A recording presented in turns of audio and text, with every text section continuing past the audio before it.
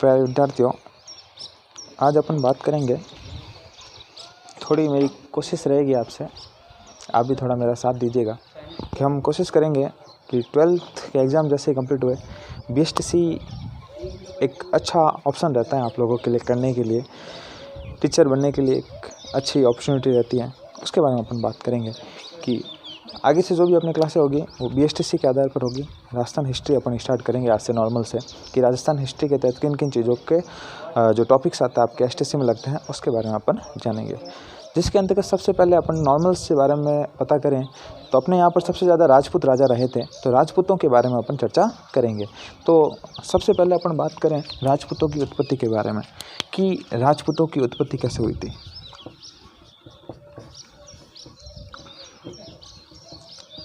देखो, अलग अलग इतिहासकार अलग अलग मानते हैं कि राजपूतों की उत्पत्ति अलग अलग इतिहासकारों के द्वारा अलग अलग मानी जाती हैं।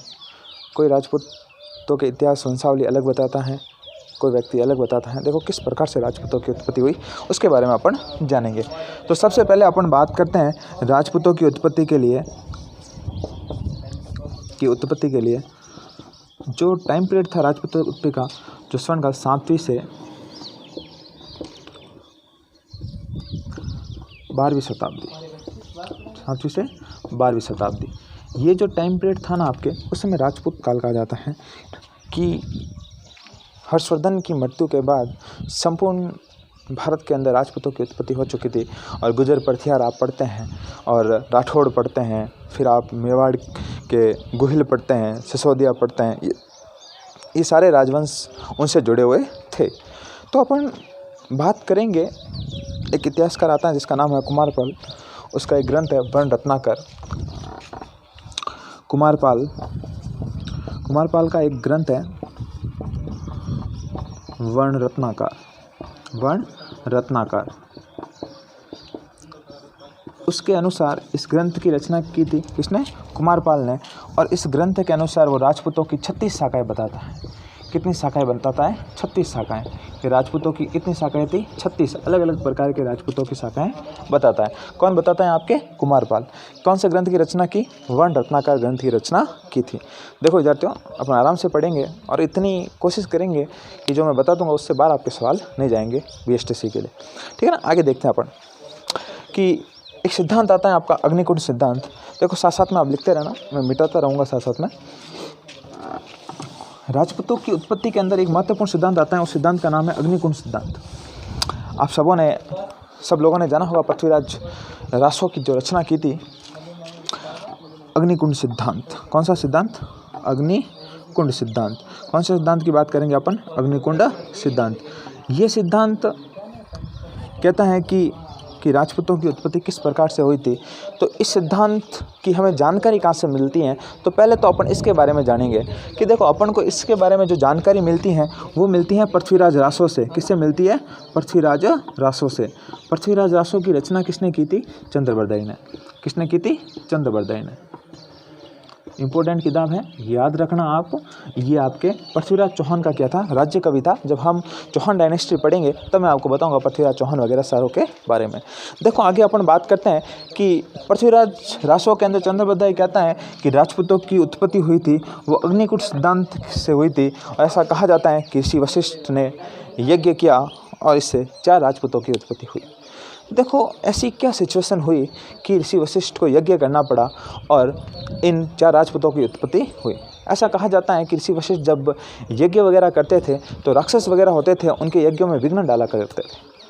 राक्षस विघ्न डालते थे, तो अब इसकी वजह से उन्होंने क्या किया? यज्ञ किया आबू पर्वत पर, और 4 राजपूतों की जो उत्पत्ति हुई उनके नाम अपन जानते हैं। तो 4 जातियाँ उत्पन्न हुई जिसके अंदर आती है परथियार, परमार, चालुक्य और चौहान, ठीक है। प्रतिहार, दूसरा आता है परमार, तीसरी आती है चालुक्य और चौथा आता है आपके चौहान। कौन सी आती है? चौहान। देखो होता क्या था कि पहले तो 3 जातियों की उत्पत्ति हुई, तीनों लड़ने में सक्सेस नहीं हुए, तो चौथी जाति की उत्पत्ति हुई। कौन सा थे वो? चौहान। पचहत्तर रासो कहते हैं, 50 रासो ग्रंथ के अंदर चंद्र बदाई कहते हैं कि 3 तो शक्तिशाली थे लेकिन इन तीनों से पार नहीं पड़ी।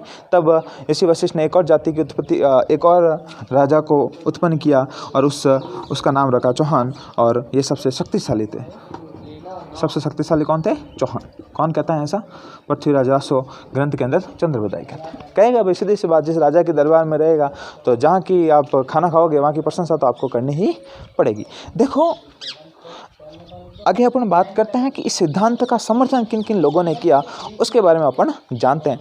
तो 2 व्यक्ति आते हैं इस सिद्धांत का समर्थन करने वाले। उसके अंदर सबसे पहला नाम आता है हमीर रासो। हमीर रासो जो ग्रंथ है, कौन सा? हमीर रासो। हमीर रासो ग्रंथ के अंदर इस सिद्धांत को क्या कहा कि हाँ बिल्कुल ये सिद्धांत तो सही है। जो चंद्र बदाई ने जो ये सिद्धांत दिया है कि राजपूतों की उत्पत्ति अग्निकुंड सिद्धांत से हुई है, बिल्कुल सही बात है। आगे अपन बात करेंगे, एक और व्यक्ति आता है सूर्यमल मिश्रण। कौन आता है? सूर्यमल मिश्रण। सूर्यमल मिश्रण भी कहते हैं बिल्कुल आपने ये जो बात कही है ना वो एकदम सही है। ठीक है, कौन सी? अग्निकुंड सिद्धांत वाली। तो देखो आप ध्यान रखना प्यारे विद्यार्थियों, अग्निकुंड सिद्धांत किसने कहा? पृथ्वीराज रासो। पृथ्वीराज रासो ग्रंथ के अंदर इसकी रचना किसने की? चंद्र बदाई ने। चंद्र बदाई ने कहा कि राजपूतों की उत्पत्ति किससे हुई है? अग्निकुंड सिद्धांत से हुई है। कैसे हुई? कि ऋषि वशिष्ठ ने यज्ञ किया आबू पर्वत पर यज्ञ किया और 4 जातों की उत्पत्ति हुई, प्रत्यार, परमार, चालुक्य और चौहान। और इसमें सबसे शक्तिशाली किसको माना? चौहान को माना। और इसका समर्थन कौन करता है? हमीर रासो और सूर्यमल मिश्रण। ये दोनों व्यक्ति हैं। हमीर रासो जो ग्रंथ की रचना की थी सारंगन है, ये लोग इनकी क्या करते हैं? प्रशंसा करते हैं। अब देखो आगे, कुछ इतिहासकार कहते हैं कि नहीं ये बात गलत है, और कुछ इतिहासकार कहते हैं कि नहीं अग्निकुंड सिद्धांत से नहीं, इनकी उत्पत्ति तो ब्राह्मणों से हुई है। तो देखो आगे अपन और बात करते हैं कि किस प्रकार से इनकी उत्पत्ति अलग अलग प्रकार से हुई थी।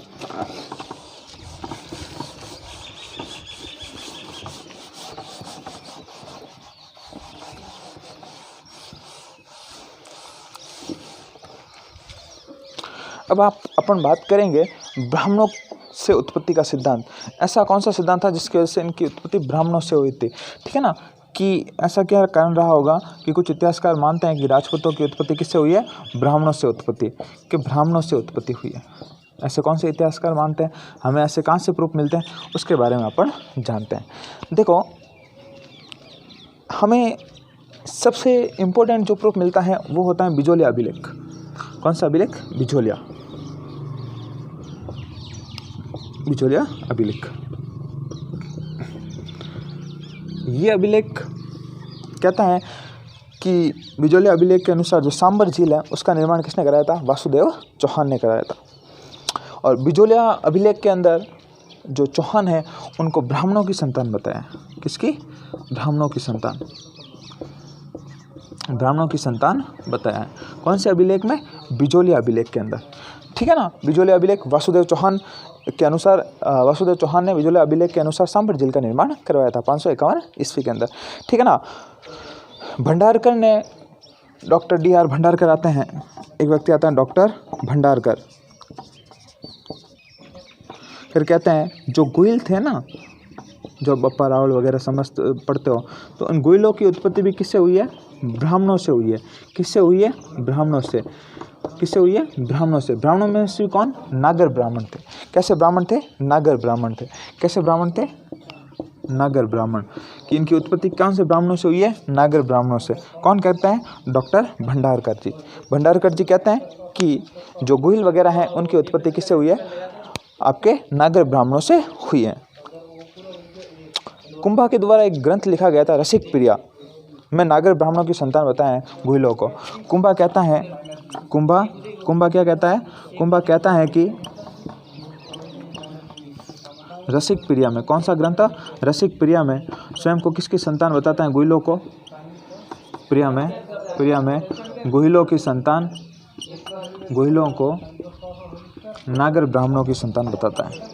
किसकी? नागर ब्राह्मणों की संतान बताता है। संतान बताता है।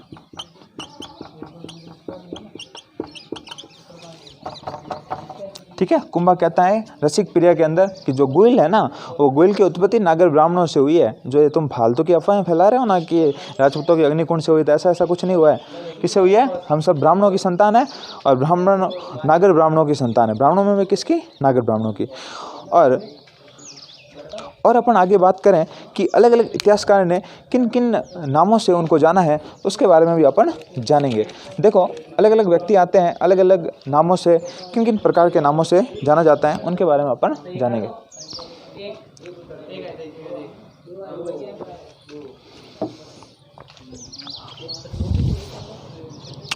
देखो, डॉक्टर भंडारकर और गोपीनाथ शर्मा ये ब्राह्मणों की संतान बताते हैं, जबकि ओझा और सीवी वेद इनको खंडन करते हैं। ओझा कहते हैं कि नहीं, ये ब्राह्मणों की संतान नहीं है। फिर अपन बात करेंगे कि सूर्यवंशी व चंद्रवंशी सिद्धांत के बारे में कि ये किस किस व्यक्ति ने दिया। ये आप लोगों ने लिख लिया होगा, ठीक है ना।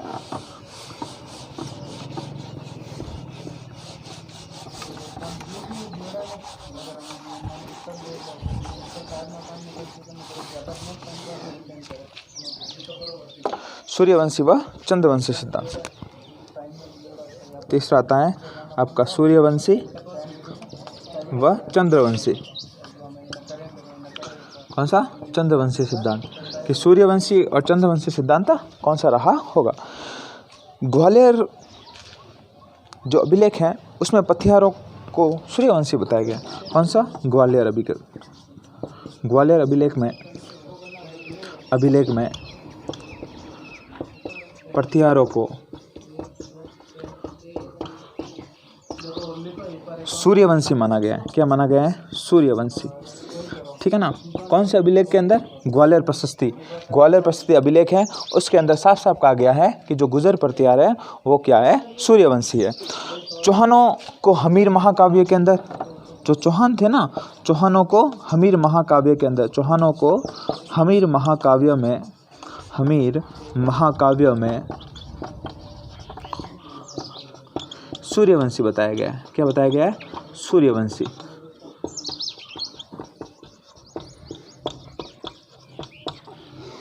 ठीक है ना। चौहानों को कौन से ग्रंथ के अंदर? हमीर महाकाव्य के अंदर। कौन से महाकाव्य के अंदर? हमीर महाकाव्य के अंदर सूर्यवंशी बताया गया है। हर्षनाथ अभिलेख आता है एक चौहानों से जुड़ा हुआ, हर्ष की पहाड़ी सिक्कर से मिलता है। हर्षनाथ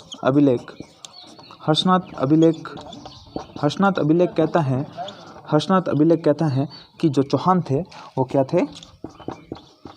सूर्यवंशी थे। क्या थे? सूर्यवंशी थे। कैसे थे? सूर्यवंशी। देखो कौन कौन सी चीज़ें बताते हैं सूर्यवंशों चौहानों को। तो देखो, सूर्यवंशी सिद्धांत ग्वालियर का अभिलेख है, जो पथियारों को क्या बताता है? आपके सूर्यवंशी बताता है। क्या बताता है? सूर्यवंशी। चौहानों को हमीर महाकाव्य के अंदर क्या बताया गया है? सूर्यवंशी बताया गया है।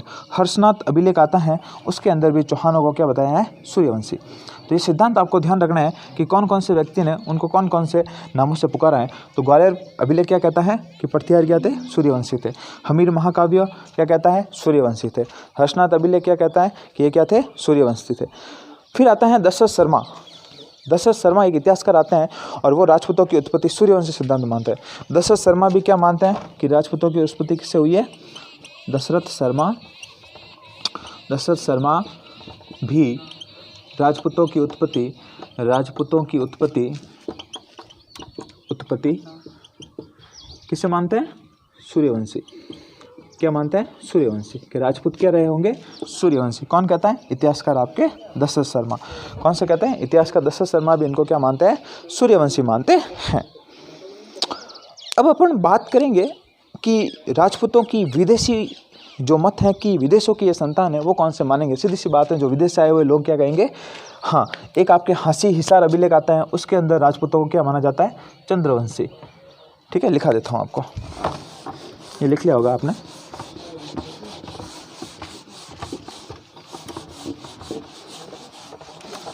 एक अभिलेख आता है आपके हांसी हिसार अभिलेख। कौन सा आता है? हांसी हिसार अभिलेख। हिसार अभिलेख के अनुसार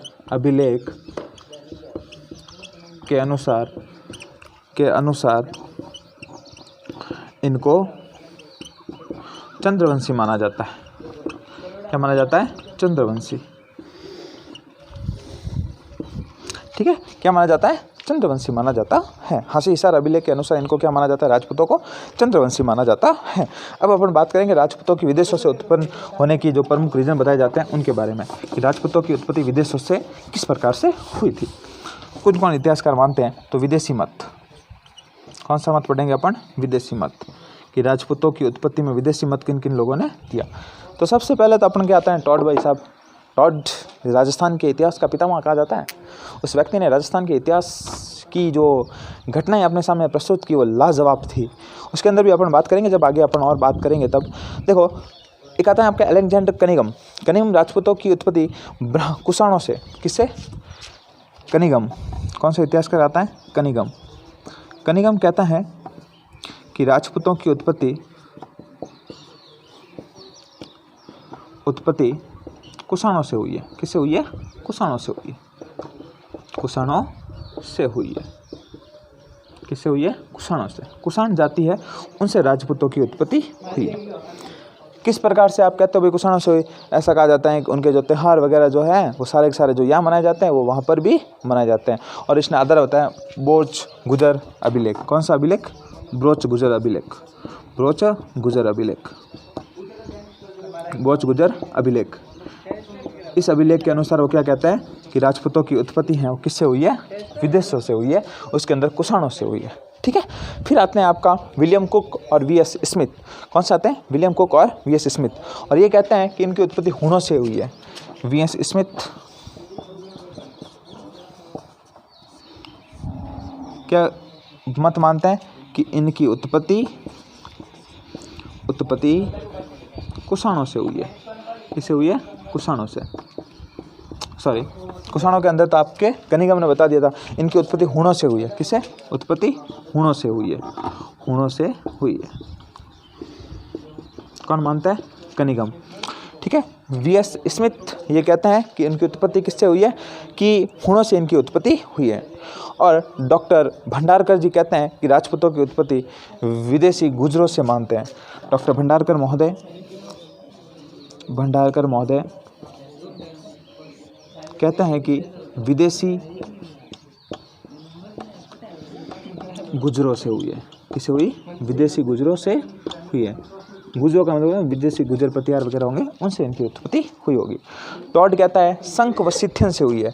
जेम्स टॉड क्या कहता है, देखो टॉड कहता है कि इनकी उत्पत्ति संक या सिथियन से हुई होगी। किससे, सिथियन से हुई होगी, सिथियन से हुई होगी। देखिए, ये आपके हो गया कंप्लीट चैप्टर, कि जो इतिहासकार जिन व्यक्तियों से जानते थे उनके बारे में। इससे बार आपके सवाल नहीं बनेगा। एक बार अपन रिवीजन करने की कोशिश करते हैं। देखो, सबसे पहले बताया कि राजपूतों की उत्पत्ति, राजपूत काल बताया 7वीं से 12वीं शताब्दी के अंदर। इसके तहत सबसे पहला सिद्धांत आता है अग्निकूट सिद्धांत। अग्निकूट सिद्धांत की हमें जानकारी पृथ्वीराज रासो, इसकी रचना चंद्रबदाई ने की थी। चंद्रबदाई ने इसके अंतर्गत बताया कि ऋषि वशिष्ठ जो यज्ञ कर रहे थे आबू पर्वत पर, कुछ राक्षस वगैरह होते थे, उनको तंग किया करते थे। उन्होंने यज्ञ किया और 4 राजपूतों की उत्पत्ति की, पृथ्वीराज, चालुक्य, परमार और चौहानों की उत्पत्ति हुई। उसके बाद जो दूसरा सिद्धांत आता है, उस सिद्धांत के अंतर्गत अपन बात करते हैं कि दूसरा सिद्धांत अपन ने बात की थी कि जो सूर्यवंशी और चंद्रवंशी के बारे में, कि ग्वालियर अभिलेख के अनुसार इनको क्या बताया गया है, सूर्यवंशी बताया गया है। हमीर महाकाव्य के अंदर भी इनको क्या बताया है, हमीर महाकाव्य के अंदर भी सूर्यवंशी बताया गया है। और अपन ने बात की थी दशरथ शर्मा ने भी राजपूतों की उत्पत्ति का सूर्यवंशी का सिद्धांत माना है। फिर अपन राजपूतों की विदेशी उत्पन्न की बात करते हैं कि राजपूतों की विदेशों से उत्पन्न कैसे हुई थी। तो अलेक्जेंडर कनिगम आते हैं। कनिगम कहते हैं राजपूतों की उत्पत्ति किससे हुई थी, जो कुषाणों से हुई थी, युद्ध जाति से हुई थी। और ऐसा माना जाता है, इनका आधार वो मानते हैं ब्रोच गुजर ताम्रपत्र अभिलेख मिलता है, उसके आधार पर ये ऐसा मानते हैं। फिर विलियम कुक और वी.एस. स्मिथ कहते हैं कि नहीं, जो आपके राजपूत हैं उनकी उत्पत्ति किससे हुई है, राजपूतों की उत्पत्ति हुणों से हुई है। ठीक है, डॉक्टर भंडारकर कहते हैं कि विदेशी गुजरों से राजपूतों की उत्पत्ति हुई है। और जेम्स टॉड कहता है संक व सिथियन से राजपूतों की उत्पत्ति हुई है। देखो, इस प्रकार से आपने ये टॉपिक पढ़ा अच्छे तरीके से, और उम्मीद होगी करता हूँ मैं कि आपको ये समझ में आ गया होगा। कुछ इतिहासकार जो ये मत मानते थे उसके बारे में मैंने आपको बताया, ये आप आसानी से पढ़ लेना, इससे बार आपके सवाल नहीं बनेगा। बेस्ट इसी के अंदर। Thank you so much video देखने के लिए, धन्यवाद।